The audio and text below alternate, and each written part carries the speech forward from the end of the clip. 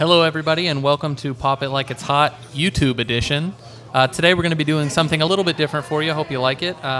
We're going to be doing match commentary on, Nick, your Tron list that you played on Magic Online. Well, it's basically just House Stonehorn Tron list. I think I changed one card in the sideboard, but just kind of, walking through a match that I played with this recently.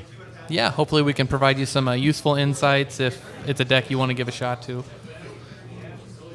So what made you want to keep this opening hand? So it has access to blue. There's some Tron lands. I have some draw with the Muldrifter.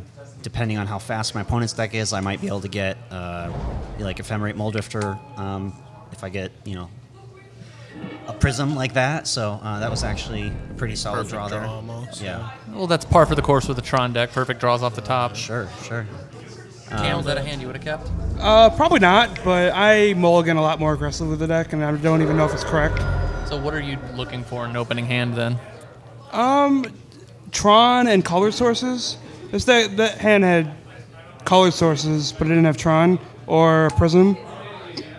Okay, so your hand, what did you think? It lines up pretty well against Elves, or? Well, depending on the start, and from what I remember, like this started not the fastest because he had, just kind of a aggressive beater and not anything to sort of combo off. But I think it kind of changes on this turn. So he lands the Timberwatch, which essentially that's changes. a problem card. Yeah. That's Yeah. why you play Elves. Yeah. So I kind of had a choice here of just holding up Moment's Peace, I guess kind of in the hopes that I'll like go runner Tron, and I think that I maybe either miscounted or just was hoping that he didn't have another elf, because I think he only had one or two cards left. Figure you could take a hit, but if he goes query on another elf, you're dead. Well, actually, Right. just one elf is enough to go. Just one elf was enough to go 14 me that turn. Okay, yeah. So But I figured, you're big dead. Yeah, just playing out Moment's Peace and one land was not going to get me there, so Right. I had to kind of take a risky line, and as it turns out, it didn't really pay off. But I think I was pretty low percentage to win. But generally speaking, this is a fairly simple matchup for Tron. So what are you thinking about when you sideboard here? So I don't really think there's a whole lot that I want to counter. I want to be able to deal with possibly like a longbow, maybe a relic. Although I wasn't really sure whether I wanted to bring in Shattering Pulse, because they sometimes bring in Gleeful. I didn't really think a lot of the sort of heavier control cards were necessary. I just wanted to be able to lock him out of combat as soon as possible. And, going back to game one, Cam, you made a point that you mulligan aggressively to get Tron, and that's, turned out to be the thing that you needed the most there was more Tron pieces, so... Yeah, the issue was game one. You don't know what you're against. I was Yeah. on the play, so I thought maybe I had a little more time. Really, he had to have a pretty quick and aggressive start, which he ended up having. Yeah. Well, here you start off with Map and Power Plant? Yeah, Map and Plant. I don't have an island or a blue source. Or I think I just had the Prism, but I have a Stonehorn, I have a Ephemerate, so if I can survive long enough, I can lock him out of combat for quite a few turns in hopes of drawing my way there. You got a lot of the pieces that Tron's looking for to win the game. Exactly. My thinking behind mulliganing or not mulliganing is I don't know how much better the hand could get, even on like a new 7 with the London Mull. So I just decided I was gonna stick with a hand that had a lot of pieces and hope I could ride it out. Well, here we see you opting not to use the Expedition map and instead tap out for Compulsive Research. Yeah, I was just hoping to draw another Tron piece. Like, using the map to get a Tron piece there is not the best, because this deck only runs 2 maps and 2 Trinket Mages, so I felt like I was more likely to hit another Tron piece drawing 3 or 4 cards for the next, turn and a half or whatever, but it just seemed like a more higher possibility of hitting Tron that way, and I felt like I had the time because he didn't have a lot of pressure on for it. No Timberwatch Elf, no Longbow, nothing like that. No Visionary, or not Visionary, but Vanguard. Yeah, Is that a line you would have taken, Cam? probably. This to me, you on Tron, Nick, looked like you won. It's over. Well, it felt that way until he Okay. gleefuled my 2 artifacts. Okay, see that now? Yeah. Ouch. Well, but now you're Stonehorn. still on Oh, 4 no. lands. Drifter. You got Ephemerate. Moldrifter, Ephemerate. You're going to draw a lot of cards. Doing this to try and get Tron. Or? Yeah, rather than just slamming a Stonehorn, I felt like I had time to draw some cards, and he still wasn't pressuring me that much. So, it Wow, seemed no like lands. It seemed like I had time. And that's kind of the thing with Tron is you need these early turns. Yeah. You just have to survive. You have 20 life, and you need all of it a lot of times to survive against a deck like Elves or Stompy or what have you. Yeah. And if you do manage to get there, you're going to win. It feels that way. And I mean, I had all the pieces. I just needed to get the mana because I have the Stonehorn, the Flicker, the Wall, even a Moment's Peace to buy me some time if I can get a Prism down. And there's the Timberwatch Elf. So this is kind of where he turns the pressure on. Yeah, Timberwatch Elves seems like one of those kind of cards that if you untap with it unanswered, Elves is going to win the game. Yeah, definitely. But you do not appear to be letting that happen. You have plenty of still, answers to me, in your looks deck. like you're in a strong position. It felt that way. I felt pretty confident about it, considering I had a double Time Walk in the Moment's Peace. I could still run out a Stonehorn. I had multiple Flicker effects. You really just need to find Tron right now. Yeah. If you find Tron, you win the game. Gutshot was I thought a pretty good draw here because it cut him off a ton of mana. So he had the pressure from the Timberwatch, but he didn't really have a lot of follow-up. He couldn't, he's not going to Distant Melody or something into a ton of cards. He's not going to... Yeah, the only way he's beating you here through the Stonehorn Flicker is Longbow with a ton of mana. Sure. And if you cut him off that mana, then it really limits the ways he's going to win this game. If I Leave this remember right, to too, be. this list had some, funky choices. I think you'll see more of it in Game 3. But Spoiler alert. Spoiler alert. some spicy stuff. Ah, you do win. So, yeah, top deck Tron, which, again, something Tron does a lot. Good old Hellsow. He built this deck to top deck well. I believe you said that to me one day. I mean, that's my feeling, is Tron is the best top decking deck in the format, because you can take advantage of, all that mana, chaining Moldrifters into Flickers into Wall and just go crazy. So this game is over barring any graveyard interaction, correct? Essentially, yeah. I think, he just scoops right here. There you 'cause, go. Good and man. he scoops there. It's a smart scoop. He wants to save some time, and Elves generally doesn't run ways to take care of something like a Ghostly Flicker loop. Yeah. So are you considering bringing in Pulse, or what is So any changes? My thought here you're was I thinking? wasn't sure if I wanted to play to be reactive to the Graveyard Hate, and I decided in the end that Ephemerate was going to be enough, provided I drew things somewhat timely. And I decided to leave the Horror in again because I wanted to be able to take out a Spider Silk Armor if necessary, so I could use Moldrifters as my win condition, because they often build up a massive board, and you just can't bounce all that with the click intensity. So what do you guys think of this opener? I'd keep it. I'd keep it. So 2 islands and 1 Tron piece. You got the Trinket And a Mage Trinket to get Mage. your colors, Gut Shot, slow them down. And again, you do have the Moldrifter. Moldrifter Ephemerate in your opener, which is always nice. Yeah. It cleans up a lot of issues. Are you thinking of getting Astrolabe here or getting Map with Trinket Mage? It kind of depends on whether I draw either a Tron piece or a map before I get down the Trinket Mage. If I did not draw either of those, I think I'd probably go for an Astro. I actually really like this hand based on the strength of Gut Shot, being able to slow them down. Because I think I actually used it right here to take out the Priest. Yeah, a lot of people that play against Elves underestimate how powerful Priest of Titania is in the deck. It doesn't win them the game, but in a lot of ways it does win them the game. Yeah, it enables a lot of the craziest openings that they have. Yeah. Yeah, regardless of what deck you're playing, if you have the opportunity to kill a Priest of Titania before they untap with it, I would usually recommend doing that. Because otherwise you'll see an Elves player drop the rest of their hand onto the battlefield and you got a problem on your hands. Did they mulligan or something? I don't remember if they mulliganed. Do you remember what you got?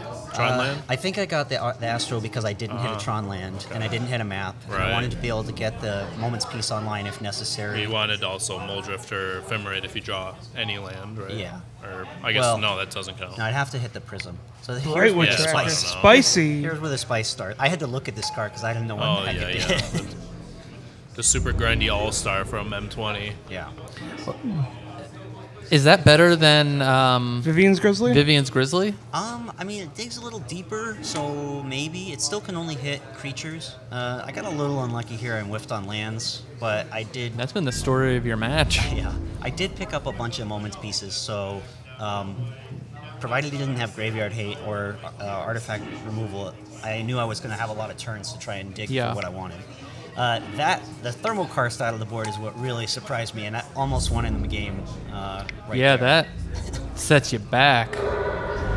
So when I thought Winter's Grasp was pauper legal, I'm like, oh yeah, Thermal Karst, Winter's Grasp, I'm Land Destruction. I was like, oh, it's not pauper legal, damn. Yeah. But So There you go. You landed a pulse. So if your top decks treat you right and get you some mana, So- you can get that Tron piece back. I was trying to figure what Yeah, the yeah. best way to try and get to Tron or at least stabilize would be. I was wondering if he was going to go aggro with the 2/4 guy, or if he's going to try to go value heavy, considering he's kind of already made me stumble. Yeah. My discard here it ended up being really important, and I think. In hindsight, of course, I would not have liked discarding the Flicker, but it was just the least useful card for me at the moment. Yeah. So- And you have 2 ephemerates, Yeah. which with a mnemonic wall gets you back to Flicker. Sure, provided I could draw a wall and mana to And cast it in time. yeah. Yeah, when the Elves player has double the amount of lands on the battlefield as a Tron player does at turn 6, that's never a good sign. And he was getting some chip damage in, so this just seemed like a pretty obvious line if I'm rating this to try and grab some more action. Yeah. I was kind of debating going for another Asteroid to try and draw for lands, but I just figured I'd go for the semi-guaranteed land off the map. yeah. And also I knew I was going to be able to grab both maps, so again, provided I can actually... like I And said, that right there is the power of Ephemerate and Pauper. Look at that. 1 mana just fixes your hand. It helped quite a bit, but I still needed to rip some land, so I was still a bit in desperation mode right Yeah, here. you've seen 3 lands in your top 20 cards. How many lands does Tron run? 24? 21. This 21? deck is kind of skimping on lands. He's only got Okay. 21. Okay. But still, You're still 4 lands and 20 cards is still pretty ridiculous. It is a little rough. well, but now you've But I think the plan that the line I was gonna try to take here was maybe use Trinket Mage to chump, buy some time, crack this map, and then hope to pulse back the mine to get Tron online. And then, considering I had almost the whole lock combo in my hand, I was hoping that would be enough. yeah, and luckily for you, he has stumbled on Timberwatch Elves and hasn't had some of those explosive starts that Elves can have. Yeah, it took him quite a bit of time to find like one of those aggro threats in the Vanguard he picks up there. He was kind of top decking lands, so sort of the opposite of where I was at.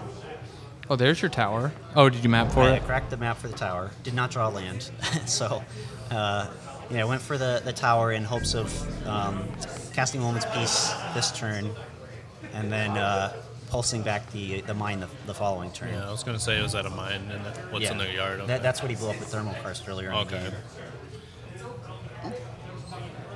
I don't know. Again, It's pretty this was- close if you eke this one out. This is another somewhat tricky discard. I could discard the Moment's Pieces because they have flashback, so I'm not really losing the whole card, but I thought there's a chance I might need to buy as many turns as possible. Absolutely. So I figured I wanted to hang on to those. Not to mention he could always drop a relic and just eat everything that's in there. Well, and I think you have 2 more hits for. This was a bit of a scary moment too.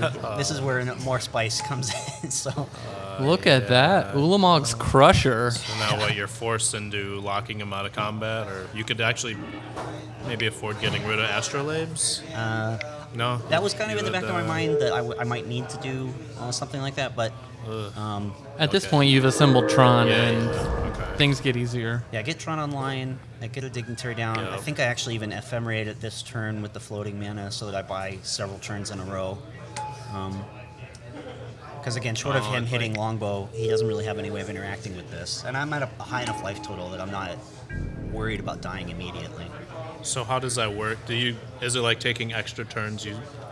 If you ephemerate the turn you play the Stonehorn, does it skip 2 turns? Yeah. of So the combat? way that Okay. Stonehorn works, it stacks the removals. So you can use it for as many turns as you can flicker it, and they'll skip that many combats every time it comes. Yeah, to the play. logic behind that being that if you're skipping a combat, you don't have a combat. So Right. if you got to skip 2 combats, it's going to skip the next one that you have. Didn't really need or want the body. I just wanted to have the maximum amount of mana, so just went with the Evoke over the Hardcast Muldrifter. Still digging for lands. Still haven't seen too many. So you've got some turns. You bought yourself some turns with Stonehorn. What is your plan to win the game? So I do need to get something like a Muldrifter online, or at this point he does a small enough board that a Dinrova Horror like flickering would work, but I still had to hit the wall, and I think this is just one of those situations where the walls happen to be really deep in the deck.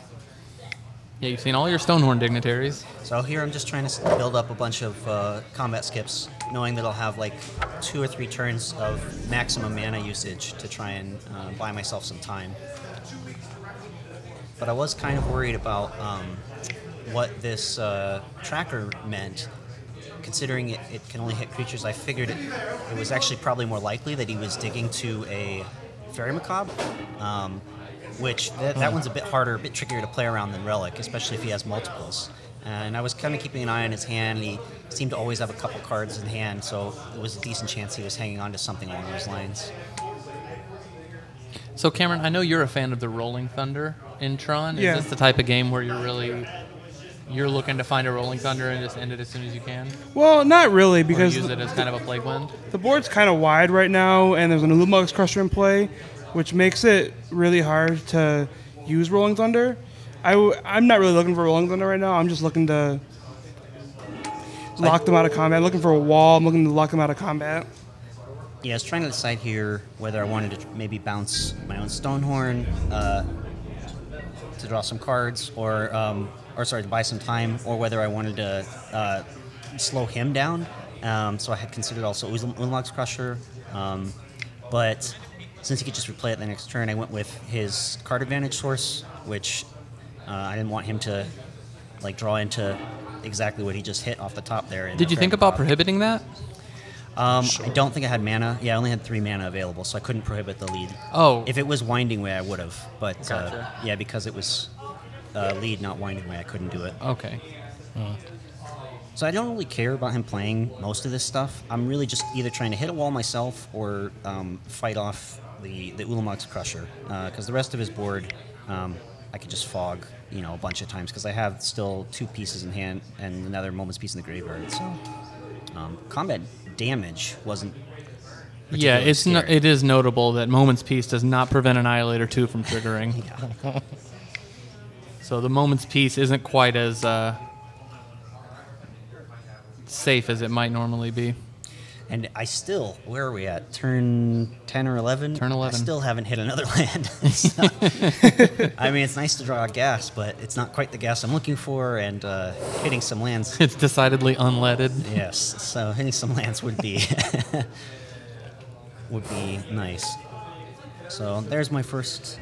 Ask and you shall receive. Urza watches over you. Yeah. Hitting a Tron piece, turn 11 there after the initial 5 or so that I've drawn, but.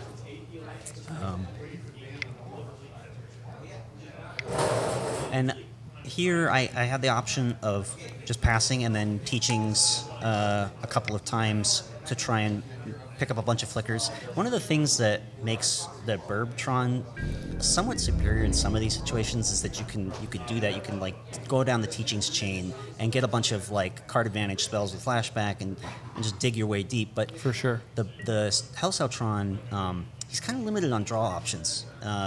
Ghostly Flickering to Astros or a Muldrifter is kind of your only outs as far as teachings for draw spells. So Yeah, he's relying on his draw step a lot more than necessarily a Burbtron list would. yeah.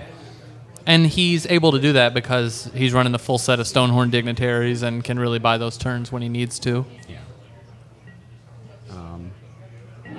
So I do rip a flicker. Kind of trying to decide. I'm always kind of keeping an eye because in the chat log it does tell you how many skips are left as far as the combat. So I see that I have one left. Trying to decide if I want to just build up two or try to go for some cards here. Also, I had the option of flickering the Denrovahor to try and just slow him down again. But So you're thinking of either flickering 2 Astrolabes or 2 Stonehorn Dignitaries? yeah, but what was kind of in the back of my mind was that thought that he's been hanging on to some cards for a while. I saw that he has one Fairy Macabre, and it just felt really likely that he had another one. So I didn't want to put too many of my flicker effects in the graveyard because I thought that might potentially lock me out from even hitting the wall. Yeah, so him using Gleeful Sabotage there makes your decision pretty easy.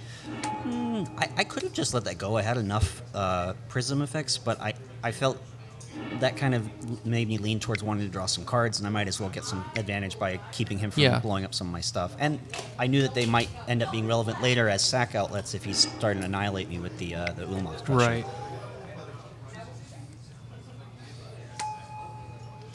Is Fairy Macabre standard in an Elves sideboard? Like, I think it kind of depends Winding on Way, the, Lead the Stampede. I think it depends on the build. So, Yeah.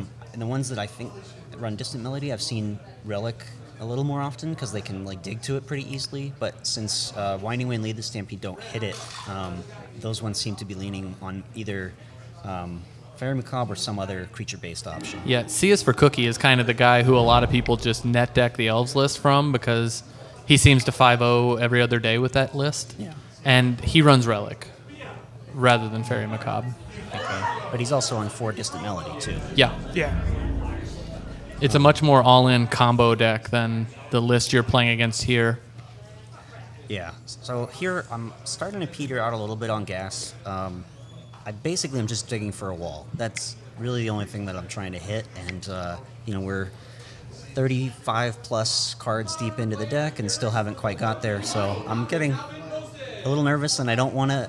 I have the option of Teachings for a flicker, like I said before, but I'd already burned my 2 Ephemerates and discarded a flicker and burned a flicker. So I only had 2 left in the deck, and I knew he had at least 1 Fairy Macabre in hand.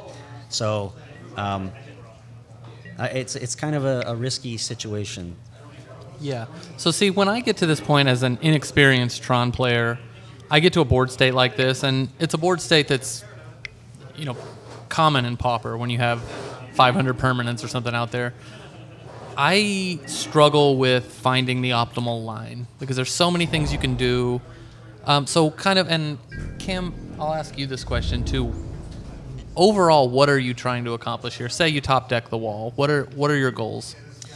And I'll just go with the line that I took in the game. So I kind of wanted to thin, even though drawing the flickers would be pretty good, I wanted to thin my deck to see the walls a little bit more, have a little higher chance of seeing the walls. And I'm really just trying to get to the Mnemonic Wall to lock him out at this point. Okay. I already have the Prohibit in case he hits Longbow. And I'll have the Denrovahor online in case he hits the enchantment to give them all reach. So you're still trying to win by combat damage? yeah, that Or compulsive research? possibly, because research is in my bin, but I have to kind of be wary of the Fairy Macabre that is in his hand, and I had a pretty good sense that he had another one in hand as well. So I knew I was going to have to interact a couple of times on the stack uncounterably. So that's kind of where I was trying to go, is hit the wall as soon as possible and have enough ways to interact with Fairy Macabre. Yeah, and I guess it's kind of training wheels, but this is where Rolling Thunder is actually pretty good, just because it's a way to win the game once you find the wall and the flicker and everything. Yeah, having Rolling Thunder as an out would have given me essentially like one extra top deck besides the walls. I could have hit Rolling Thunder as well and just built up to, say, 22 mana. So You're at 19 right now, so it would have taken 2 turns. yeah, Or a tower. Or a tower. I could also have kind of semi-ramped using tower, flicker, and just flickering 2 towers. So I had some outs to try and do that if I would have had Rolling Thunder, but since this list wasn't running it, I'm really just trying to dig for wall as fast as possible. Okay. And I have run out Stonehorns in hand and combat skipped. So at this point, I'm kind of trying to also leverage my board, like what I can afford to sacrifice. And I'm really just thinking whether I want to flicker to draw 2 cards or just save them to try and interact with what I suspect was a second Macabre in his hand. So you're reticent to play another Ghostly Flicker because you feel like it's going to get exiled as soon as you do it? I figured, yeah, if I only hit the 1 wall and he's able to react with 2 Fairy Macabres and I only have 1 Flicker available, that would essentially lock me out. And because at this point I can't really play a fair game anymore now that he has the Crusher online. It's not likely possible that I can race that by fog locking him out, or even just fogging like 6 turns in a row. I'm probably going to need to hit the wall to lock him out.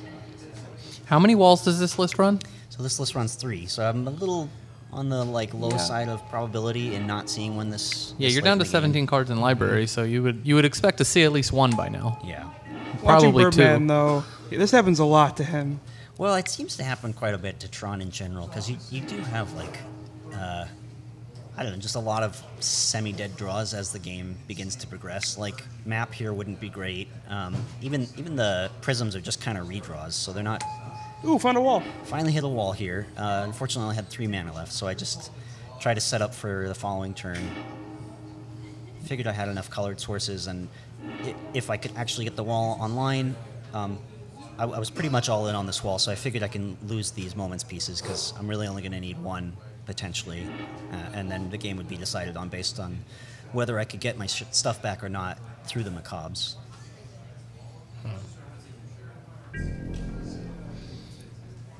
So let's see here. He finally gets a combat step, and he's going to make the most of it. So he actually had attacked the previous turn. So this is his second time attacking.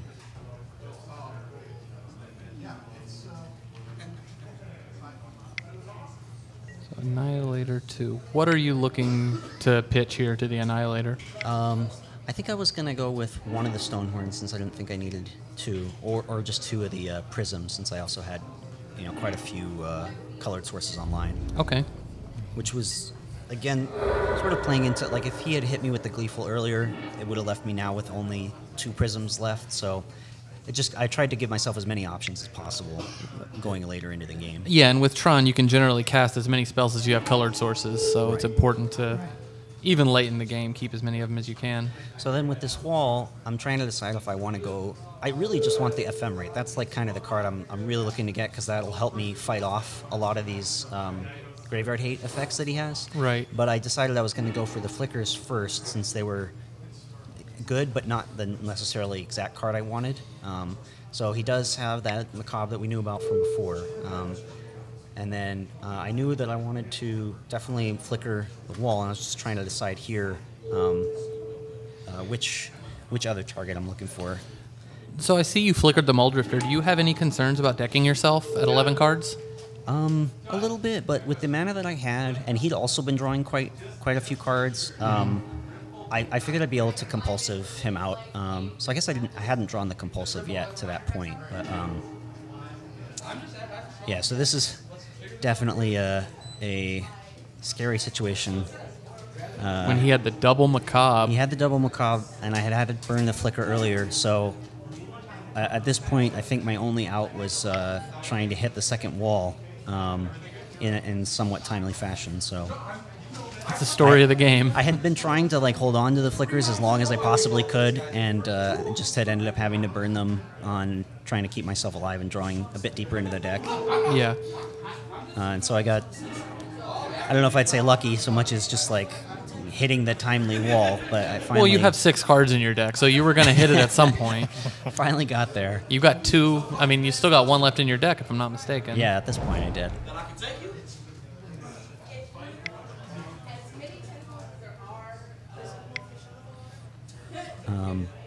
So he'd also kind of gone through quite a bit of his deck, and I finally seemed to have run him out of the Macabre Graveyard hate effect. So here I think I just went for Flicker since I had double wall on board, so that I could store up some of these Flicker effects.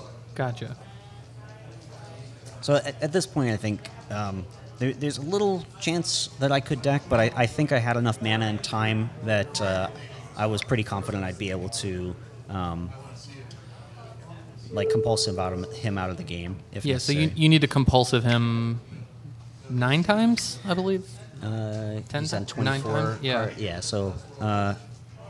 So you're glad that he's Brightwood tracking here. Yeah. Oh, So and I guess he just gave and up. I guess he must have just missed whatever he was looking for, either another macabre third one. or something.